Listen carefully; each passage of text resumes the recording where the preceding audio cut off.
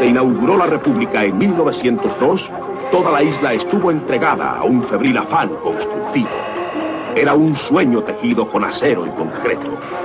Y muy especialmente La Habana, que se empinaba al cielo en un anhelo de desarrollo vertical que desafiaba a las mejores ciudades del mundo.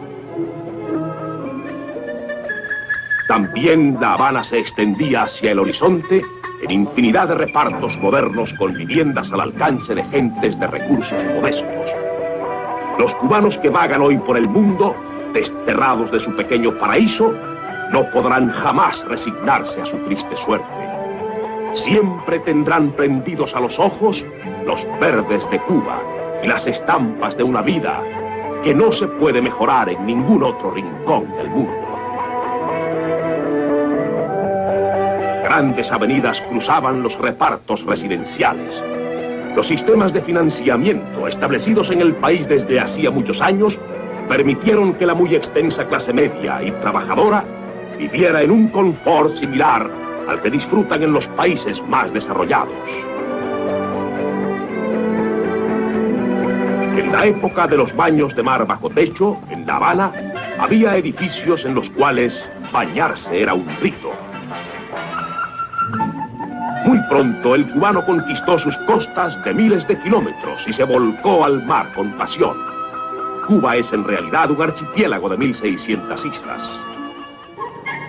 Indispensable al progreso de los pueblos es el agua.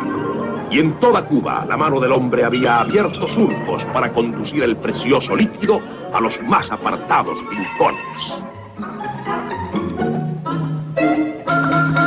El adelanto de Cuba en los últimos años en cuanto a alcantarillado, acueductos y drenaje fue notable. Fue una labor incansable para vencer una de las mayores dificultades que existían desde los tiempos de la colonia.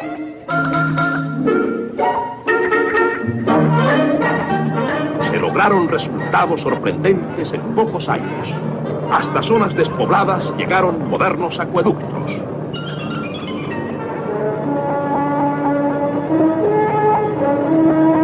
Lo que es hoy un lugar de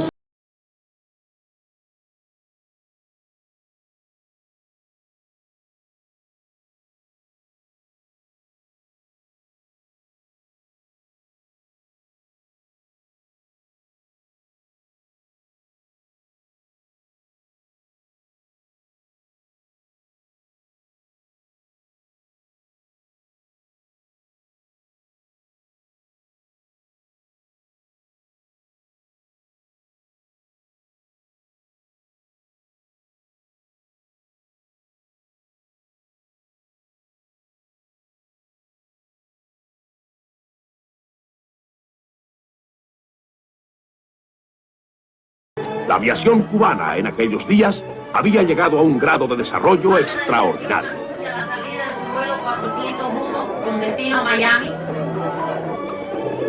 Aviones cubanos ostentando la bandera nacional volaban a Europa, a Estados Unidos y a la América Latina. Todas las ciudades de Cuba estaban enlazadas por un servicio de autobuses eficientes.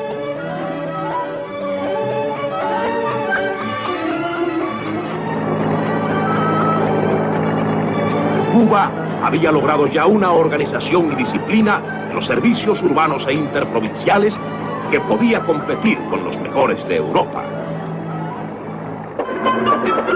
¿Qué es esto? Esta no es la Cuba de ayer. Quizás hemos ido más allá en el tiempo. Esta escena es de una Habana primitiva, casi al borde de la época de los coches tirados por caballos. Sin embargo, la propaganda comunista se empeña en describir a Cuba como un país subdesarrollado, rescatado por el marxismo. Esta es la imagen que nos brindan en sus elucubraciones dialécticas. No, la Cuba de ayer no puede ser calumniada. Esta es una escena de cualquier año anterior al comunismo. Diariamente, en los muelles, se descargaban centenares de automóviles que se vendían a precios casi semejantes a los de los Estados Unidos. De cada 28 habitantes, uno era poseedor de un flamante automóvil. Hoy, no se encuentra una pieza de repuesto. Bellos tiempos aquellos en que se compraban en cualquier esquina. Automóviles de todas las marcas, americanos y europeos, llegaban a Cuba tan pronto salían de las fábricas.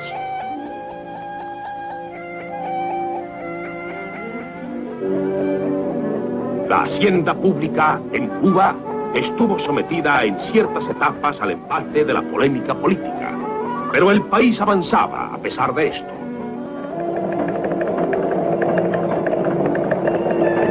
En 1952, por ejemplo, Cuba estaba por encima de todos los países en reservas monetarias. Tuvo siempre una moneda fuerte a la par con el dólar. El descuento del 2% que se veía en algunas cotizaciones se debía al impuesto sobre la exportación de moneda. Nunca tuvo Cuba control de cambio debido a su abundancia de reservas monetarias internacionales.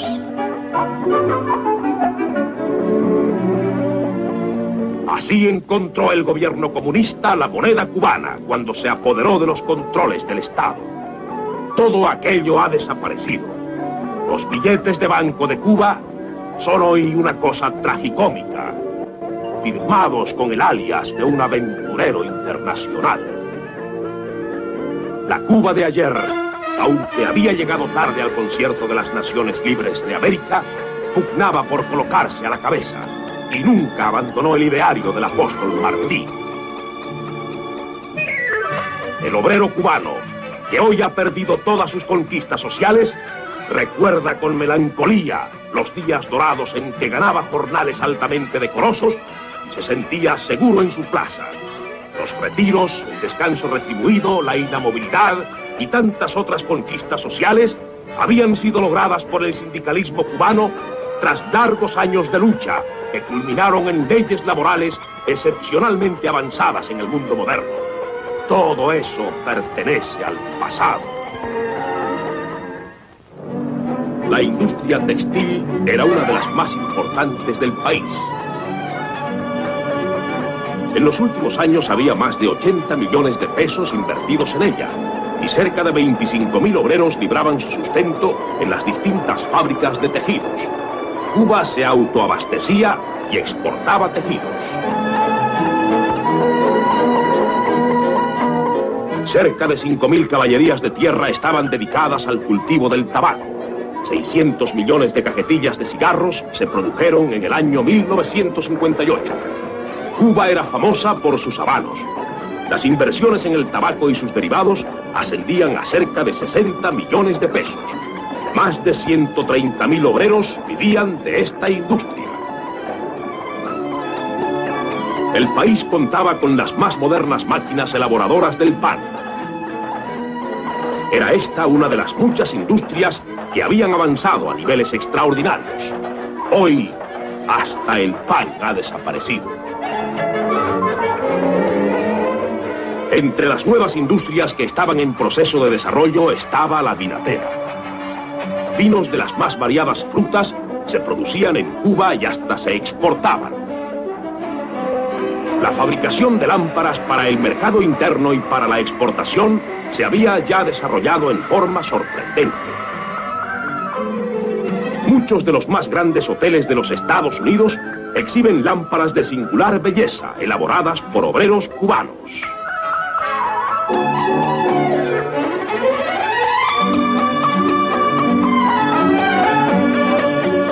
En 1941 se instaló en Cuba la primera fábrica de gomas para automóviles. En 1945 se estableció otra planta y otra en 1946. Fabricaban gomas, cámaras y zapatos con suela de goma. La producción industrial y agraria de Cuba era de una diversidad extraordinaria. No es posible enumerarlas todas. Una de las más curiosas industrias que se estaban desarrollando en el país cuando sobrevino el caos era la fabricación de muñecas. En Cuba se producían las más lindas muñecas del mundo.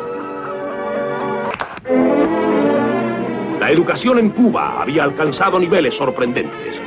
En 1958 el porciento de analfabetos era solo de un 23%, es decir, inferior a la mayor parte de los países de la América Latina. Hasta la llegada del comunismo, Cuba tenía uno de los más altos presupuestos para la educación pública entre todos los países de Latinoamérica.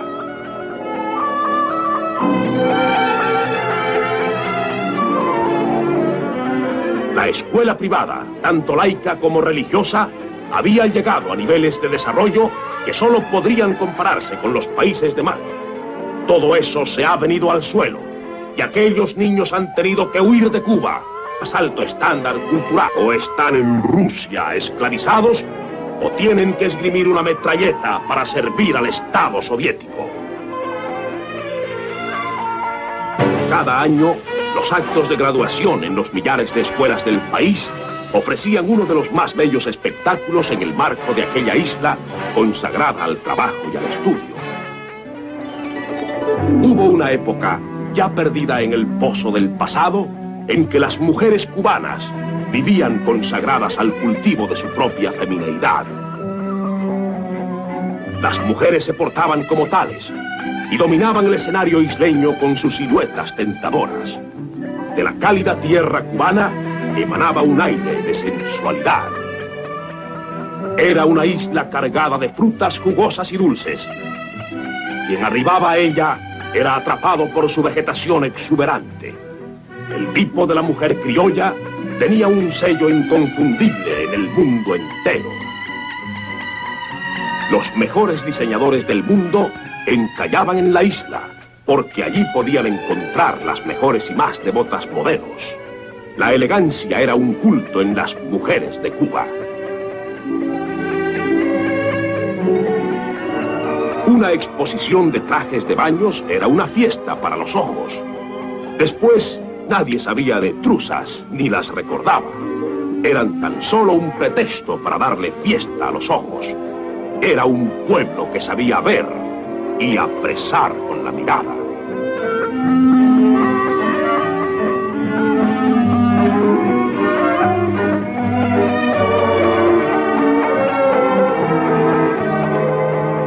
Los cubanos, que siempre fueron viajeros infatigables y que hoy vagan por el mundo, han sido acusados de que miran demasiado, quizás con demasiada avidez, pero vienen de una tierra en que siempre había tanto que ver y en donde se había creado hasta un diálogo de ojos. Nada podrá nunca saciar el afán de ver que tenían los hijos de esta isla en la que todo entraba por los ojos, desde el día aquel de 1492 en que Colón estalló de gozo al descubrir la tierra más hermosa que ojos humanos vieran. Estas escenas que vienen del pasado y que pertenecen rigurosamente a la historia constituirían un documento subversivo si se exhibieran en la Cuba de hoy, en donde un mercado es una exacta reproducción del vacío. Hubo una época en que los cubanos podían comer cuanta carne pudieran comprar. Los mercados del pasado estaban colmados de los más variados artículos. ¡Qué bello era este país cuando era subdesarrollado!, pensarán los dialécticos de hoy en su intimidad. La Navidad cubana era una fiesta excepcional que se sobreponía a todas las otras fiestas. Santa Claus se mezclaba con los Reyes Magos y cada familia se ensimismaba en su propia fiesta. Porque Cuba era todavía un país de familias, unidas en sus propios goces, volcadas sobre tradiciones pascuales con un entusiasmo raro en el mundo actual. Creer en los Reyes Magos todo el mayor tiempo posible era como prolongar la niñez y alargar la felicidad. Qué exquisito cuidado para mantener la ilusión de los niños, para retenerlos en la niñez. Dijérase que los padres tenían miedo de que sus hijos crecieran. ¿Qué mundo de ilusión se esconde en el corazón de la niña que sueña trémula de esperanzas?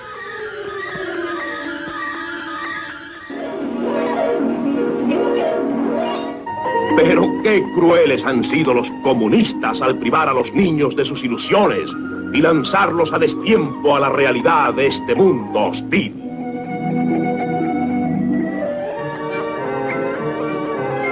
En aquella Cuba de ayer, Nunca se acostó un niño sin un juguete el Día de Reyes. Para muchas instituciones comerciales era cuestión de honor hacer llegar un juguete al necesitado. Todos los corazones se ablandaban, todas las bolsas se abrían, todas las caras se llenaban de alegría. Cada hombre un niño era el lema obligado. Pocos pueblos tenían un espíritu de solidaridad tan firme como aquel pueblo infortunado. Las colectas de la Liga contra el Cáncer o aquellas otras que se hacían para los ciegos arrojaban cifras fantásticas. Nadie negaba su contribución.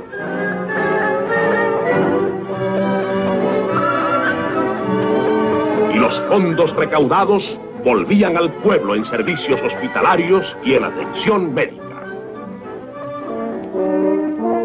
Hay una vieja leyenda que dice que Pinar del Río, la provincia del extremo occidental de Cuba, a la que llaman la Cenicienta, fue devuelta por el mar a los hombres. En Pinar del Río, la luminosidad del paisaje sorprende al viajero y lo aturde. Es la tierra del tabaco, de las cuevas, de los valles hermosos. Frente al valle de Viñales, el ánimo enmudece y las palabras sobran.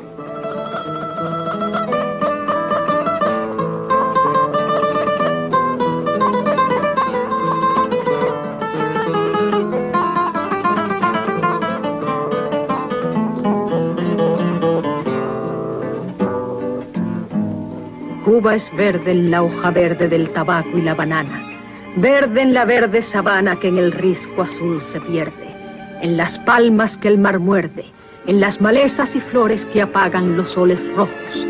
Cuba es verde en sus montañas, en sus llanuras de cañas y también en su esperanza.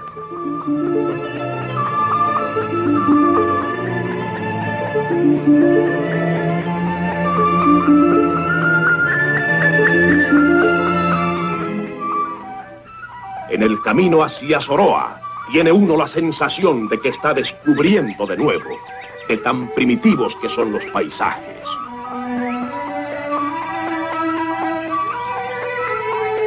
Los árboles, la infinita variedad de flores, todo este mundo de color y de sombras, se mete por los ojos y ensancha el espíritu. Hay una relación entre el cubano y su luz, entre él y sus flores. Por eso, cuando se le ve por el mundo, desterrado de su jardín, parece un ser sombrío y triste.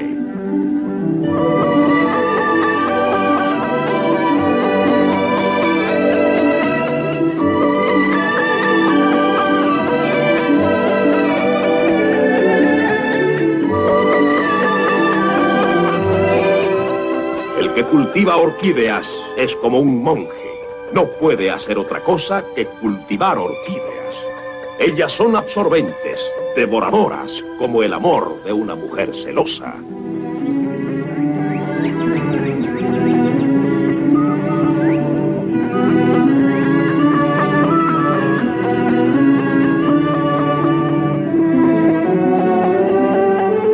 Las tierras del tabaco fueron las que inicialmente dieron fisonomía a la sociedad rural cubana.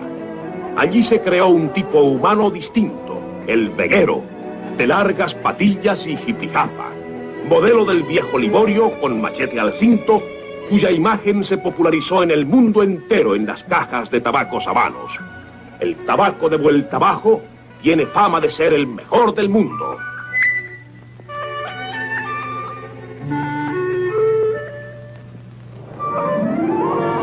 Varadero, en la provincia de Matanzas, era un centro turístico conocido en el mundo entero.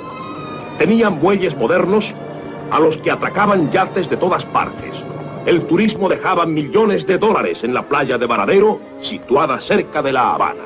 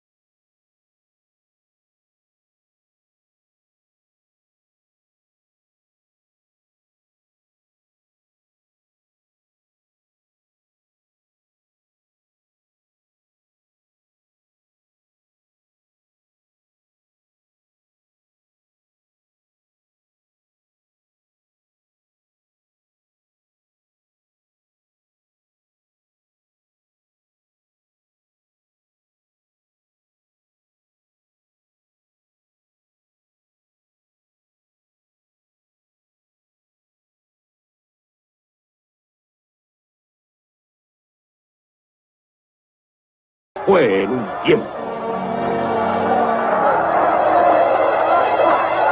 Había en la Cuba de ayer una intensa pasión por los deportes, desde el elegante de la equitación hasta el béisbol. La natación casi formaba parte de la educación de los niños. En los clubs, en las escuelas, en los hoteles, los cientos de kilómetros de playa, todo el mundo nadaba. Tierra adentro, el guajiro cubano tenía pasión por las peleas de gallos, que eran además una atracción turística. Las carreras de autos que se celebraban en el malecón de La Habana todos los años tenían carácter internacional.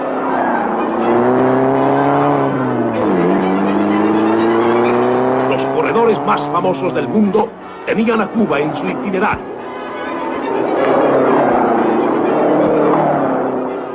El pueblo se volcaba sobre el espectáculo con un entusiasmo extraordinario.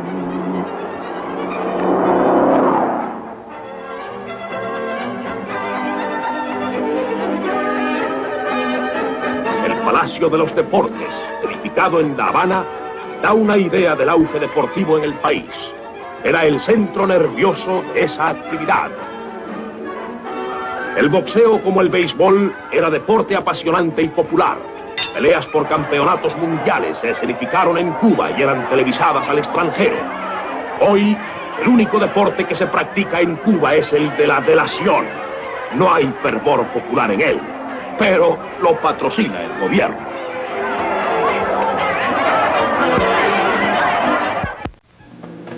Santa Clara está muy próxima al centro geográfico de la isla y fue fundada en 1869 por varias familias procedentes de Remedios. La ciudad tenía un aire de febril actividad. La provincia se llama de las Villas porque tenía varias ciudades importantes. Entre estas, Cienfuegos, junto a la bahía de Jagua, en donde todavía se ve el antiguo castillo de Jagua. Mayagigua es un remanso para el viajero. Un remanso en verde para el cuerpo y para los ojos fatigados. Los paisajes marinos y las playas de la provincia tienen un tono distinto a los de la región occidental. Quizás el azul del mar es más definido. Quizás la arena es más oscura. Sus hoteles son preciosos.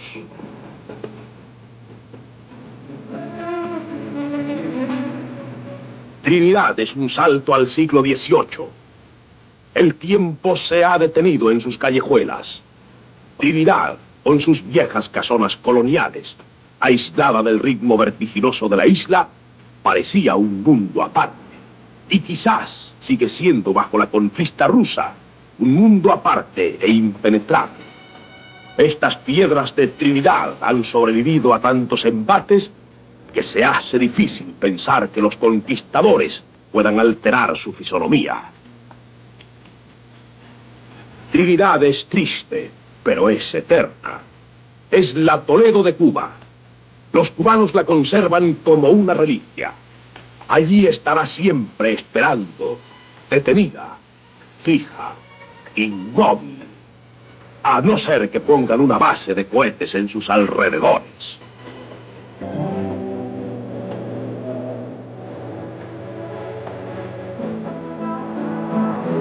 Los ríos de las alturas de Trinidad, como el Anabanilla, presenta saltos de agua extraordinarios. El salto mayor de la Anabanilla, al que se llama de la Siguanea, es de una belleza singular. Ya hacia topes de Collantes, de pronto nos tropezamos con un cambio radical en la vegetación. Cambia el color. Cambia el aire. El viajero pierde la respiración.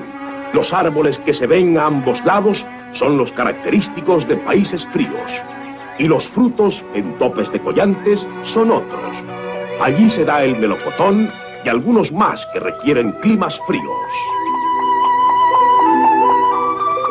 Topes de Collantes es famoso como centro médico. En lo alto descuella el hospital, que es como un monumento a la lucha contra la tuberculosis. Otros centros médicos de importancia existen en toda la isla, dedicados a la cura de diversas enfermedades. Antes de la ocupación comunista, Cuba tenía un médico por cada 930 habitantes, es decir, el segundo lugar en la América. Las instalaciones hospitalarias, públicas y privadas, eran modernísimas. Abundaban en toda la isla las bien equipadas casas de socorros, pero no era solo el número de médicos, sino además su calidad. La medicina cubana tenía un envidiable grado de desarrollo y podía competir con la de los países más adelantados del mundo.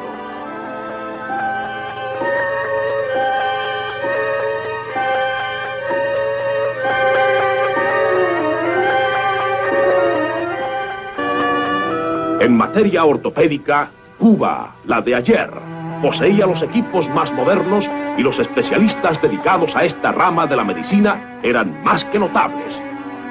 La asistencia médica en cualquier rincón del país estaba maravillosamente organizada y las clases más humildes de la población podían disponer de los adelantos de la medicina moderna y obtener asistencia gratuita.